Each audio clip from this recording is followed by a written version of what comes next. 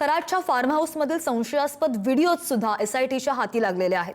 आचारीच्या माध्यमातून कराडच्या हालचालींवर लक्ष ठेवलं गेलं होतं। महिलांसोबतच्या कृत्यांचे सीसीटीव्ही फुटेजेस समोर आल्याची माहिती आहे। ऑफिस बॉय नंतर कुकने सुद्धा कराडच्या कारनाम्यांचा भांडाफोड केलेला आहे। फिर्यादी सीए ललित पोफळे यांनीच कुकला फार्म हाऊसवर ठेवलेलं होतं। या प्रकरणामध्ये आणखी धक्कादायक पुरावे समोर येण्याची शक्यता वर्तवली जाते।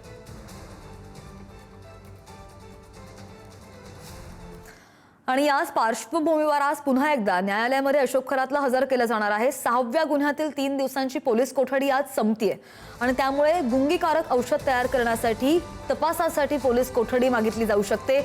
एसआयटी कडून पुन्हा पोलीस कोठडीची मागणी होण्याची शक्यता वर्तवली जाते। खरातला व्हिडिओ कॉन्फरन्सिंगद्वारे न्यायालयामध्ये हजर केलं जाणार आहे।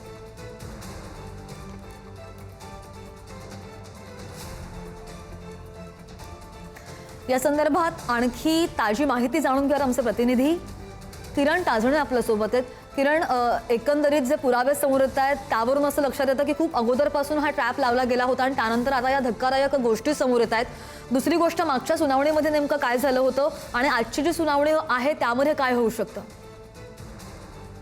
सध्या प्रामुख्याने जर बघितलं तर अशोक खरातवर आतापर्यंत लैंगिक शोषणाचे 8 गुन्हे दाखल आहेत आणि इतर फसवणुकीचे जवळपास 8 गुन्हे, असे जवळपास 16 गुन्हे हे वेगवेगळ्या ठिकाणी दाखल आहेत आणि त्यामध्ये प्रामुख्याने लैंगिक शोषणाचे आरोप जे झालेले आहेत त्या सगळ्या पार्श्वभूमीवर एसआयटी तपास करते आणि एसआयटीच्या अनुषंगाने जो तपास पुढे सरकतोय त्यामध्ये आतापर्यंत 6 गुन्ह्यांमध्ये पोलीस कस्टडी घेण्यामध्ये एसआयटीला यश आलेलं आहे आणि वेगवेगळ्या पद्धतीने त्याचा तपास देखील केला जातोय।